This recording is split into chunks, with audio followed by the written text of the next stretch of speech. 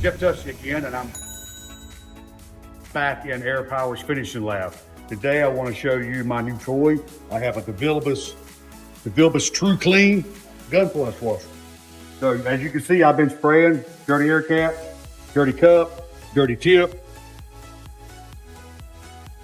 Everything has its place. Got the gun mounted in here. Shut the lid. Runs for 60 seconds. While this thing's running, I'll show you, obviously I've got it plumbed in with filter regulator. Venturi here is plumbed straight to my spray booth. So no fuse, no smell, 60-second cycle cleaner. So nice, our cycle just finished. Let's see what we've got. Ooh, nice, look. Not a speck of paint. Air cap squeaky clean. Tip clean. Proud to have this new toy in my lab. It will be really used.